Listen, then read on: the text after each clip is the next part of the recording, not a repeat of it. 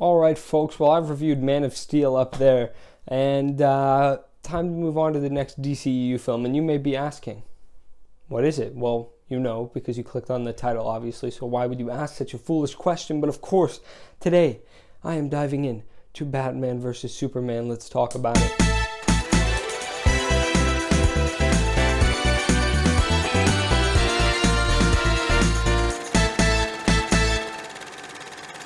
So, just want to start off by saying that I am watching all of the DCEU films on HBO Max because pretty conveniently they have all of them, but for some reason for Batman vs. Superman they only have the Ultimate Edition. So that is what I watched, that is what I'm reviewing, and I looked it up. Apparently it's better, so firstly that makes me question the quality of the original, and second of all, yeah, I mean that should be a plus in this film's rating. But let's get into the reasons why it might not be. So you start off with Bruce being lifted out of the cave by bats. I'm not sure if it's like a dream or something, but he's literally lifted out by bats. He just has his arms outstretched, and he's like floating. Besides the fact that it is the same retelling of the story, people mentioned this when it came out. I remember this being a big deal. People are, frustrated that they go over this ground again, and they're absolutely right. I mean, we don't need to see it. Everyone knows Batman's story, and I'll even get in a moment. I think it's even worse, for other reasons. I'll just wait a moment. But yeah, silly scene. So then, what I was telling you to wait for just a moment. Then you get to the aftermath of Man of Steel, where Superman's crashing through these buildings, and there are repercussions for that. That wasn't just somewhere for him to play, because that's a real city with real people in it, and people die. And that's something that, I do like the dark tones of these DCU films, especially when you go from something like the MCU, which is a lot more family friendly, a lot more lighthearted, and you do get this dark take. It's definitely overbearing at times. That's like my main complaint of the film. I'll talk about that later, just you wait. But you are able to explore things like that in a DCU film, whereas, you have that in Civil War with casualties, and it is heavy there, but you can definitely feel it a lot more here. They let you feel it more. And I think that the film would have had a lot better start if you had just started in this scene with Ben Affleck Batman, just looking around the city at the destruction. Much more effective if I could just imagine being in the theater that day, black screen, music, open, city's being destroyed by Superman, Ben Affleck Batman is pissed. And then you have the main premise, which despite it being done over and over and over again, I quite like it. You have Superman, he's feared as a threat by the public because he really is a god. Imagine if a god came down to our universe, no matter their intentions or what the public perceives them as. You would have these two camps, and of course this film highlights the negative camp. And some of the framing stuff is a little dumb, but the fact that these people fear what they don't know is interesting. It's an interesting premise. Jesse Eisenberg doesn't play the typical Lex Luthor, and people have said a lot about his performance, but I actually kind of enjoy it. I kind of dig the performance. I don't think it's Lex Luthor from what I know from the character. That's just not who he is. He's a businessman, right? So he's completely different. He plays more of like a Joker, honestly, almost with the frantic, chaotic energy.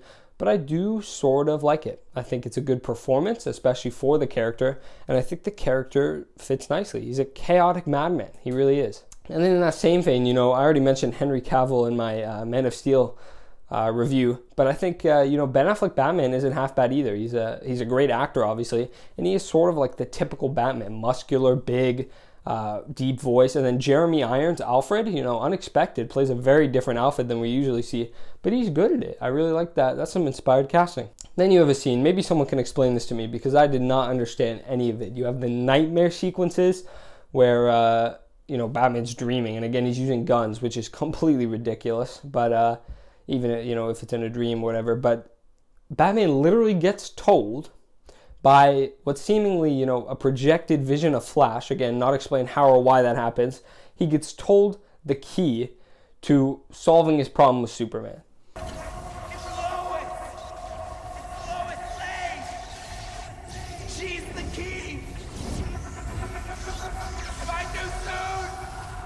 If you're a casual moviegoer, just imagine that. Like of course I know who Flash was because I've seen some of these DCU films again, but it's so confusing and out of place. And again, I'll talk later down the line. It really just feels like they're trying to shove so much stuff into this movie. And then again, back to the plot, I actually, quite like elements of this plot, and I think Batman versus Superman, the conflict really works because it makes sense. They're opposites. They really are. They both want the good for the world, but they see it in very different ways, or at least they should. Is that realized fully? No, because Superman isn't really the, man on the high horse, and Batman really isn't this vigilante guy. Well, he is, but he's just killing people. He doesn't have any moral code. So really, are they so similar? No, but they should be. And then Lex Luthor on top of that is pitting them against each other. So, interesting dynamic. I'll just say it is very clear that, I don't know if Snyder wrote this film, so I'm not going to give him crap for that, unless he did, in which case I will, because it's very clear that the writers think they are much smarter than they are when writing the script, because they're trying to plant these elaborate, plot devices, this unraveling. They think they're doing, something politically inspiring, different messages, as well as just a super intelligent superhero plot. I bet they thought they were so smart writing this, but it really is not. It's a good premise. It's nothing excellent, and it's really not that clever. I don't know. That's just conjecture. I'm just making stuff up, but that's sort of the vibe I got, if that makes sense. And then just another stupid scene. You have Superman go to the mountain, and he sees his dead father just to get some motivation. Not explained. Just thrown in there. Good stuff. Something I actually appreciated in this film is that something not a lot of Batman movies explored. The Nolan film certainly didn't, but Batman at the core of his character is that he's a detective. And this film really does try to explore that element of him. He's doing some detective work, trying to get to the bottom of not only Superman, but Diana as well, Wonder Woman. And I like that they tried to incorporate that. And then, as I was saying, there's lots of setup for Justice League in here. It really just feels tacked on. They take a break where Diana just gets messages from Bruce, and she literally watches a video of each of the superheroes that will be showing up in Justice League. And then, obviously in retrospect, they were trying to make it more like the MCU, a cohesive narrative with more setup, but they were trying to speed up the process, and obviously that didn't work because the MCU thought it out methodically. They were putting effort into making a cohesive universe with good stories first, the tied-in universe last. And this film just threw it all in there, and obviously it's stupid. And then, folks, by this point in the film, first of all, 3 hours was ridiculous, right? 2 hours and 30 minutes would probably have been ridiculous, but 3 hours is completely ridiculous. But the first 2 hours, maybe it's because that's a typical movie runtime, and this film deserved no more, quite frankly. But I was like, okay, this is not that bad. When I first watched it, I remember not hating it. I didn't like it for sure, but I remember not hating it as much as some of these other films, which I despise. But I don't remember hating it, and then I really didn't, because I think a lot of it works. There's some dumb stuff. I was prepared to give this film a B, but then you get into the last hour, which often makes or breaks a film. Just the third act in general makes or breaks a film, and doesn't make it. So now you have the battle between Superman and Batman, which, besides being in the title, is obviously the main conflict of the film, and it is surprisingly lame. And that's just not even mentioning the Martha ending. Save Martha! Why did you say that name? So stupid, man. So dumb. But you already know that, right? It's been made fun of to death. But the battle itself, I feel like it's so lame. Like they're not even utilizing. I guess they do use some Batman gadgets, but it really doesn't feel like a lot of thought went into that battle compared to some of the other. Some of the other action scenes. People mentioned the Batman warehouse scene. It's choreographed very well, despite, again, the implication that Batman is just killing people left and right. And that sort of took me out of it, unfortunately. But that's a very cool action scene. But the fight's not even that good. And then I want to talk about this here because adapting characters in stories, but especially characters, is tricky. Because obviously you don't want the same iteration of Batman, Superman every single time. You want to change some parts about the character. And I think I'm of the opinion that you can adapt anything, literally anything, in a character if you can justify it within your film. So make a character, different race. Give them a different name. Well, I don't know about that because they're really not the same character, literally.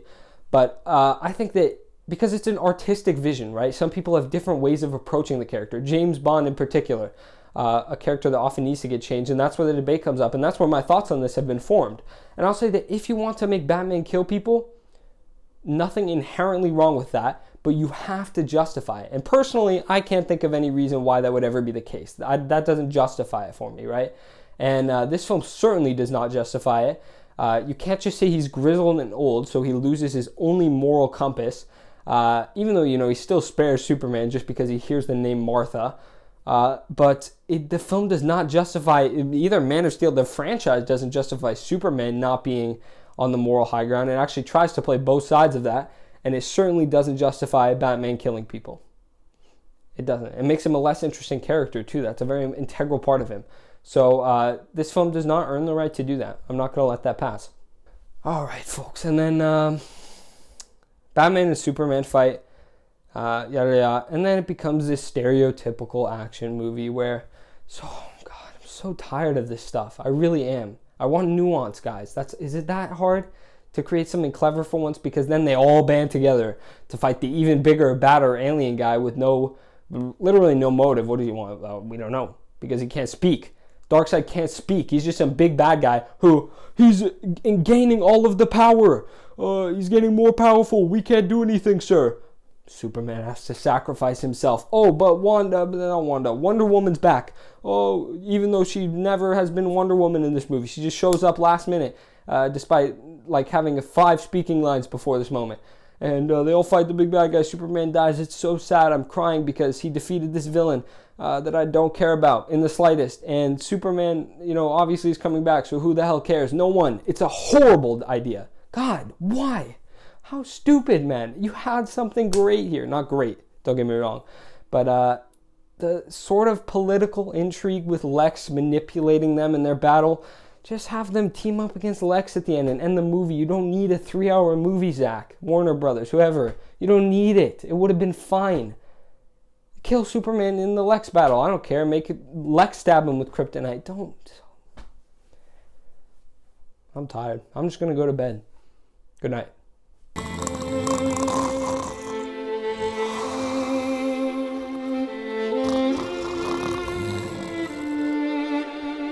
Alright, just kidding, you guys. I'm not going to go to bed. I wouldn't do that to you, okay? But I am done talking about this movie. I'm going to wrap it up. They should have cut out that, third act. Would have been, obviously not great, but a much better film than we got. And often, that makes or breaks a film. The end, right? And it broke it. It broke it hard. I don't know what score to give it. It is a messy film. It's very edgy on purpose, and I think that's why, you see... if you're a Zack Snyder fan, and a reasonable one out there, again, sorry, but if you're not, if you're one of the crazy, because a lot of them are, I think it attracts those, I don't know, children, but these people who are just so edgy and so willing to defend this just edgy work. That's what it attracts. And it thinks it's so edgy, it thinks it's so smart, and again, it's the third act, man, so dumb. C or a D? Alright, well, if you saw my Man of Steel review, I started by saying it was a B, and then in post, I gave it a C. So I'm going to do the same thing here. I'm going to give it a C. That's what I have it as now, because I liked quite a bit of it. Maybe you're surprised, because I kind of talk shit about it this whole review. But maybe it might move to a D. Future Ethan, if you're watching this. If you think it warrants a D, who am I to stop you? You're me. Who am I to stop you? So, C for now. Alright, folks, so that's Batman vs. Superman. Next up, we have...